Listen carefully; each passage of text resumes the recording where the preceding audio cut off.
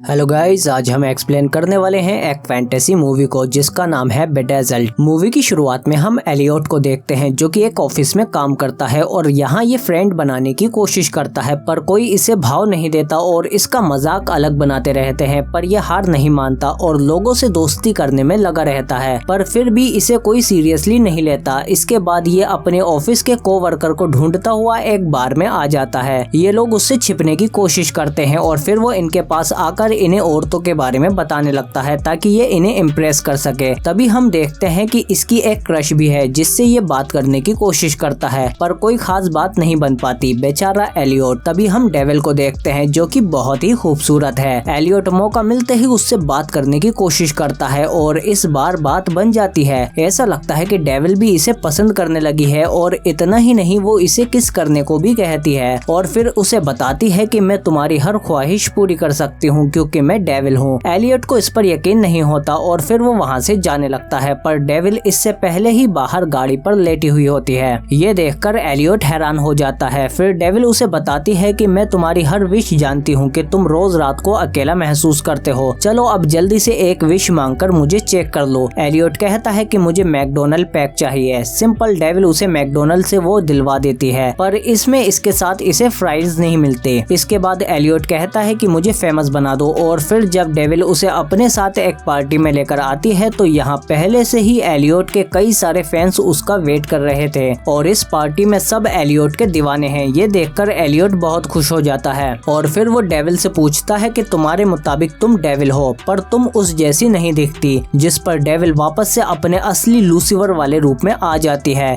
ये देखकर एलियट डर जाता है कि इससे अच्छा तो तुम पहले ही थी और फिर डेविल भी वापस अपने लेडी वाले रूप में आ जाती है और फिर वो एलियट को एक बड़ा सा कॉन्ट्रैक्ट देती है और उससे कहती है कि मैं तुम्हारी 7 इच्छाएं पूरी कर सकती हूँ, बदले में मुझे तुम्हारी आत्मा चाहिए होगी। जब तुम्हारी 7 इच्छाएं पूरी हो जाएंगी तो मैं तुम्हारी आत्मा ले लूंगी। एलियट इसे साइन करने से मना कर देता है पर डेविल उसे उसकी क्रश एलिसन को दिखाने लगती है जो उसके साथ हो सकती है। ये देखकर एलियट कॉन्ट्रैक्ट पर साइन कर देता है। इसके बाद डेविल उसे एक पेजर देती है कि तुम्हें जब भी कोई विश मांगनी हो तो तुम इस पर 666 डायल कर देना। एलियट फौरन अपनी पहली विश मांगता है कि मेरी शादी एलिसन से हो जाए और मैं एक बहुत ही अमीर और पावरफुल इंसान हो जाऊं। डेविल विश पूरी करती है और सुबह जब एलियट सोकर उठता है तो उसके बराबर में एलिसन सो रही होती है। ये देखकर एलियट बहुत खुश हो जाता है पर ये अलग दिख रहा था पर कोई बात नहीं। जब ये बाहर आता है तो इसका एक बहुत बड़ा मेंशन होता है। ये बहुत ही अच्छी स्पेनिश भी बोल रहा है पर तभी ये देखता है कि एलिसन का अफेयर एक इंग्लिश टीचर से चल रहा है। एलियट गुस्से में उसके पास जाता है और उससे पूछता है जिस पर एलिसन कहती है कि हाँ, मैं टीचर से प्यार करती हूँ और तुमसे मैं तंग आ चुकी हूँ। तभी एक आदमी एलियट को एक इमरजेंसी के बारे में बताता है। एलियट फौरन उसके साथ चला जाता है और वो देखता है कि उसके किसी आदमी ने उसका एक प्रोडक्ट चुरा लिया था जो कि है ड्रग्स। इसका मतलब एलियट का ड्रग्स का बिजनेस है जिसकी वजह से ये इतना अमीर है। तभी वहाँ इंग्लिश टीचर भी आ जाता है और यहाँ पर गोलियां चलने लगती हैं। एलियट किसी तरह से वहाँ से भागकर निकल आता है और हेलीकॉप्टर से लटक जाता है और फिर वो डेविल का पेजर निकालने लगता है पर तभी वो गिर जाता है और फिर एलियट भी उसे पकड़ने के लिए कूद जाता है लेकिन गिरने से पहले ही ये पेजर पकड़ लेता है और डायल करते ही ये एक गाड़ी पर आकर गिर जाता है जहाँ पर डेविल चालान काट रही होती है। एलियट कहता है कि ये कैसी विश थी, जिस पर डेविल बताती है कि तुमने अपनी विश ज्यादा डिटेल में नहीं बताई थी। शायद पहले तुम्हें एलिसन के बारे में जानना होगा कि उसे कैसे लड़के पसंद हैं। इसीलिए डेविल इसे एलिसन के रूम में ले आती है पर यहाँ पर एलिसन इन्हें नहीं देख सकती। डेविल एलिसन की डायरी पढ़ती है कि उसे सेंसिटिव लड़के पसंद हैं। बस फिर क्या था, एलियट बिना सोचे समझे डेविल से कहता है कि मुझे दुनिया का सबसे सेंसिटिव लड़का बना दो और फिर डेविल उसे बना देती है और हम देखते हैं कि एलिसन के साथ एलियट एक बीच पर बैठा है और फिर ये सनसेट को देखकर रोने लगता है। एलिसन को थोड़ा अजीब लगता है। फिर वो थोड़ी देर बाद एलियट से कुछ सीरियस बात करने की कोशिश करती है और उससे कहती है कि मुझे आज तक कोई ऐसा नहीं मिला जो तुमसे ज्यादा मेरी फीलिंग्स को समझे। ये सुनकर एलियट फिर से रोने लगता है। तभी वहाँ कुछ लड़के आ जाते हैं और एलियट को परेशान करने लगते हैं और फिर एलिसन कहती है कि तुम इतने सेंसिटिव हो कि तुम जानते ही नहीं कि मुझे क्या चाहिए और फिर एलिसन एलियट को छोड़कर वहाँ से चली जाती है जिस पर वो और ज्यादा रोने लगता है और पेजर को फिर से डायल करता है और फिर से डेविल के पास आ जाता है। अब 7 में से 2 विशेष तो खराब हो चुके हैं इसीलिए आप संभाल कर मांगना। डेविल उसके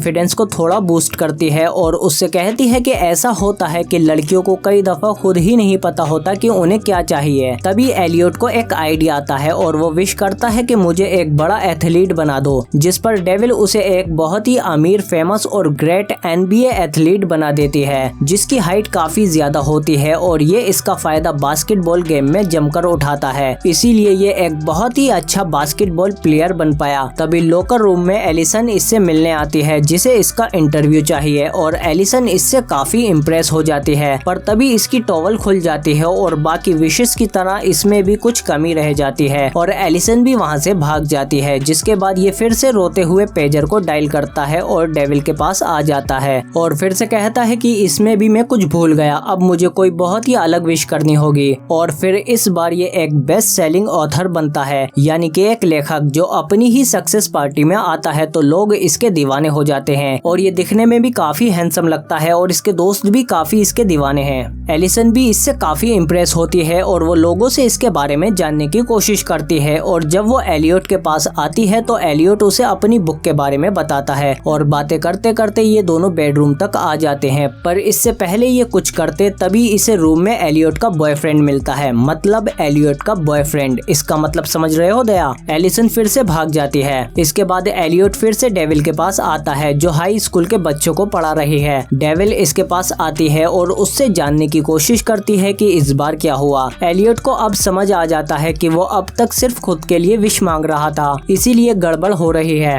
अब वो सेल्फिश न होते हुए लोगों का मसीहा बनता है, यानी प्रेसिडेंट अब्राहम लिंकन। और फिर थिएटर में ही इसे एलिसन भी मिल जाती है। तभी एलियट नोटिस करता है कि वो अब्राहम लिंकन की तरह है और वो उसी प्ले में है जहाँ पर अब्राहम लिंकन का मर्डर हुआ था। हर छोटी सी चीज से एलियट घबरा रहा है, किसी भी वक्त कोई भी इसे शूट कर सकता है और फिर वहाँ पर वो कातिल भी आ जाता है। पर एलियट मरने से पहले ही पेजर डायल कर देता है और डेविल के पास वापस आ जाता है और उससे पूछता है कि मेरे पास अब कितनी और विशेष बची हैं। डेविल उसे बताती है कि तुम्हारे पास सिर्फ अब एक ही विश बची है। एलियट अब कोई विश मांगना नहीं चाहता, क्योंकि जब तक ये विश नहीं मांगेगा तब तक ये मरेगा नहीं। इसीलिए एलियट वहाँ से चर्च में आ जाता है और वहाँ फादर से कहता है कि मैं डायरेक्ट गॉड से बात करना चाहता हूँ। फादर उससे कहते हैं कि तुम गॉड से ऐसे बात नहीं कर सकते। एलियट उन्हें अपनी पूरी कहानी बताता है तो फादर उसे मेंटल समझकर पुलिस के हवाले कर देते हैं। पुलिस स्टेशन में इसे डेविल मिलती है जो एक पुलिस ऑफिसर है और वो उसे लॉकअप में बंद कर देती है और उसे समझाने की कोशिश करती है कि तुम ऐसे बच नहीं सकते,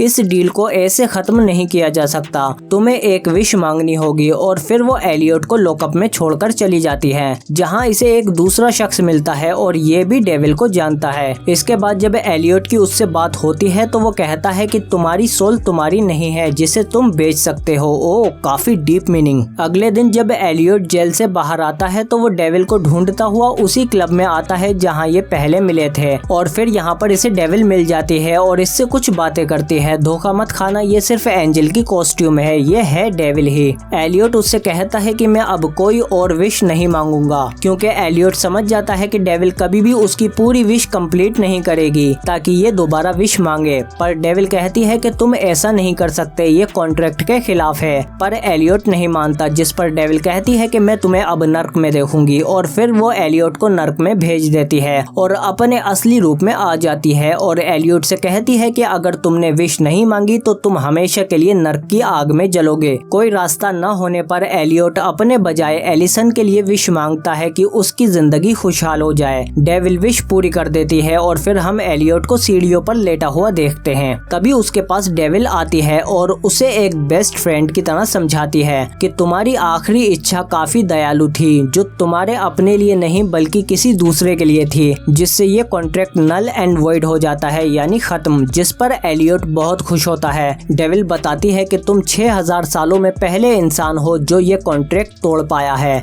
इसके बाद एलियट हिम्मत करके एलिसन से अपने दिल की बात कह देता है, पर एलिसन बताती है कि मैं किसी और के साथ हूँ। इसके बाद एलियट अपने कोवर्कर को भी समझा देता है कि अब कोई भी मेरा मजाक नहीं बना सकता। इसके बाद एलियट अपनी नई पड़ोसी से मिलता है जो कि एलिसन की तरह दिखती है और फिर ये कुछ टाइम बाद दोनों एक दूसरे को डेट करने लगते हैं। तभी हम डेविल और गॉड को चेस खेलते हुए देखते हैं। आप कमेंट करके बताओ कि ये बंदा कौन है और मूवी कैसी लगी। अगर वीडियो अच्छी लगी तो लाइक करो इसे और सब्सक्राइब करो हमारे चैनल को, बेल आइकन दबा के नोटिफिकेशन ऑल पे भी क्लिक करो ताकि और भी अच्छी वीडियो वीडियो मिलते रहे तुमको। इसके अलावा एंड स्क्रीन में मिल जाएंगे और वीडियो भी, चैनल में भी जाके देख सकते हो। हम मिलते हैं आपसे अगली वीडियो में।